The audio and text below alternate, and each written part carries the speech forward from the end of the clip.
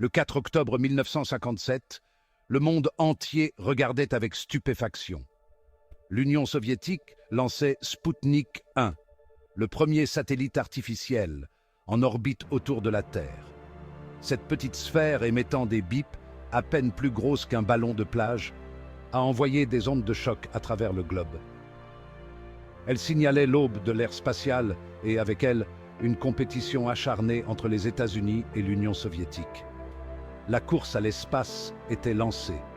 Pour les États-Unis, le lancement de Spoutnik a été un véritable électrochoc. Il a révélé un retard technologique et a alimenté les inquiétudes quant aux capacités soviétiques. L'Union soviétique semblait avoir pris la tête de cette nouvelle frontière de l'exploration et de la domination militaire potentielle. Le monde retenait son souffle. Que réserverait cette nouvelle ère d'exploration spatiale? Comment les États-Unis allaient-ils réagir à ce défi inattendu? Les réponses allaient façonner le cours de l'histoire.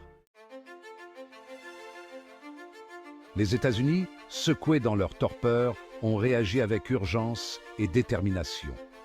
En 1958, le président Dwight D. Eisenhower signait le National Aeronautics and Space Act, créant ainsi la National Aeronautics and Space Administration, ou NASA. Cette nouvelle agence regroupait les efforts de recherche existants et concentrait les talents scientifiques du pays sur l'exploration spatiale. La mission de la NASA était claire, rattraper et dépasser l'Union soviétique dans l'espace. Cela impliquait de développer de puissantes fusées, de concevoir des engins spatiaux fiables et de former des astronautes courageux. La course était lancée, non seulement pour la supériorité technologique, mais aussi pour la fierté nationale et le prestige mondial. La création de la NASA a marqué un tournant dans l'histoire américaine. Elle signalait le début d'un engagement soutenu en faveur de l'exploration spatiale. Un engagement qui allait captiver l'imagination du monde entier et mener à certaines des plus grandes réalisations de l'humanité. L'Union soviétique, cependant, ne restait pas inactive. Le 12 avril 1961, le cosmonaute Youri Gagarin devenait le premier homme à voyager dans l'espace. Son vaisseau spatial Vostok 1 effectua une orbite complète autour de la Terre. Un voyage qui ne dura que 108 minutes, mais qui grava à jamais le nom de Gagarine dans les livres d'histoire. Le vol de Gagarine a été une réussite éclatante pour l'Union soviétique, consolidant son avance dans la course à l'espace. C'était un puissant symbole de l'ingéniosité et du courage humain, démontrant le potentiel de l'exploration du cosmos. Le monde entier célébra l'exploit de Gagarine. Mais pour les États-Unis, c'était un rappel brutal du travail qu'il restait à accomplir. La pression était forte. Les États-Unis avaient besoin d'une vision audacieuse, d'un objectif clair qui captiverait l'imagination du monde et démontrerait leur prouesse technologique. Cette vision allait bientôt venir du président John F. Kennedy. Le 25 mai 1961, quelques semaines seulement après le vol historique de Gagarine, le président John F. Kennedy s'adressait au Congrès. Dans un discours poignant, il fixa un objectif ambitieux aux États-Unis, faire atterrir un homme sur la Lune et le ramener sain et sauf sur Terre avant la fin de la décennie. « Nous choisissons d'aller sur la Lune », déclara Kennedy. Non pas parce que c'est facile, mais parce que c'est difficile. Ces paroles ont résonné dans tout le pays et dans le monde entier. L'alunissage, a-t-il soutenu, serait un test de l'ingéniosité et de la détermination américaine. Un symbole de ce qu'une nation peut accomplir lorsqu'elle se fixe un objectif commun. Le défi lancé par Kennedy était audacieux. Il allait nécessiter un effort national massif, repoussant les limites de la science et de l'ingénierie. Mais c'était un défi que les États-Unis, animés par l'esprit de compétition et le désir de dominer l'espace, étaient déterminés à relever. La vision de Kennedy a galvanisé la nation. Le programme Apollo, déjà en cours, a été considérablement étendu. Des milliers de scientifiques, d'ingénieurs et de techniciens ont travaillé sans relâche pour concevoir et construire les machines les plus complexes jamais créées. la fusée Saturne V, une merveille d'ingénierie, fournirait l'immense puissance nécessaire pour échapper à la gravité terrestre. Le vaisseau spatial Apollo, un chef-d'œuvre de précision et d'ingéniosité, transporterait les astronautes en orbite lunaire et les ramènerait sur Terre. Le voyage vers la Lune a été semé d'embûches et de revers. La tragédie a frappé en 1967 lorsqu'un incendie, lors d'une répétition de lancement, a coûté la vie à 3 astronautes d'Apollo 1. Mais des cendres de cette tragédie, la NASA est sortie plus forte, plus déterminée que jamais à atteindre son objectif. Les leçons tirées d'Apollo 1 allaient garantir la sécurité des missions futures. Le 20 juillet 1969, Apollo 11, avec Neil Armstrong, Buzz Aldrin et Michael Collins, entrait en orbite lunaire. Lorsque le module lunaire, Eagle, s'est posé sur la mer de la Tranquillité, un concert de cris de joie a éclaté à travers le monde. L'Aigle a atterri, a rapporté Armstrong.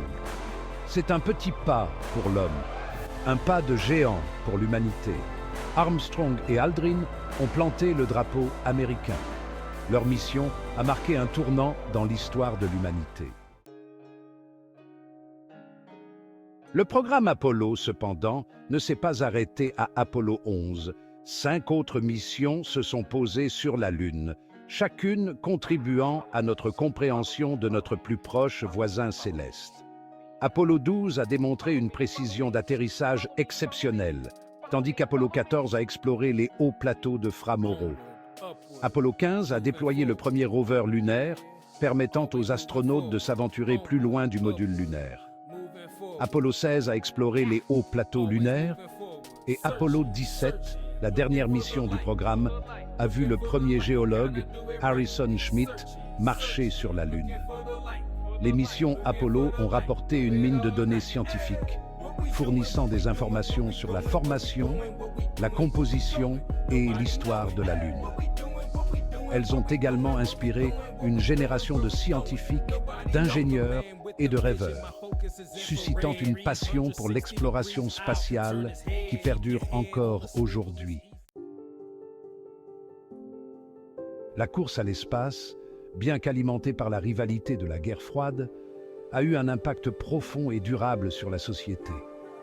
Elle a engendré d'innombrables avancées technologiques qui ont révolutionné nos vies, des satellites qui permettent la communication et la navigation mondiale, aux matériaux et technologies utilisés dans des domaines aussi variés que la médecine et l'électronique grand public. La course à l'espace a également favorisé un esprit de collaboration internationale, démontrant que les nations pouvaient travailler ensemble pour atteindre des objectifs communs. La Station spatiale internationale, témoignage de cet esprit de coopération, continue de servir de plateforme à la recherche scientifique et de symbole de ce que l'humanité peut accomplir lorsqu'elle travaille de concert. Aujourd'hui, nous sommes à l'aube d'une nouvelle ère d'exploration spatiale. Les entreprises privées, autrefois reléguées au second plan, jouent désormais un rôle de plus en plus important, développant des technologies innovantes et repoussant les limites des voyages spatiaux. Les missions vers Mars, autrefois du domaine de la science-fiction, sont désormais à portée de main, alimentées par un regain d'émerveillement et le désir de percer les secrets de la planète rouge. L'esprit d'exploration qui animait la course à l'espace est toujours vivant, nous incitant à atteindre les étoiles et à explorer le vaste inconnu qui s'étend au-delà de notre planète. La quête pour percer les mystères de l'univers, pour rechercher de nouvelles formes de vie et de nouvelles civilisations, continue de captiver notre imagination et de nous faire avancer. La course à l'espace, chapitre marquant de l'histoire de l'humanité, a laissé une empreinte indélébile sur notre monde. Elle a enflammé notre imagination, repoussé les limites de la technologie et inspiré des générations à rêver d'atteindre les étoiles. Alors que nous nous aventurons plus loin dans le cosmos, nous emportons avec nous les leçons apprises et l'esprit d'innovation forgé à cette époque.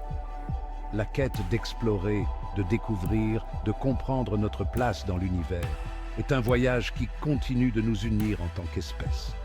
C'est un voyage qui façonnera à jamais notre destin.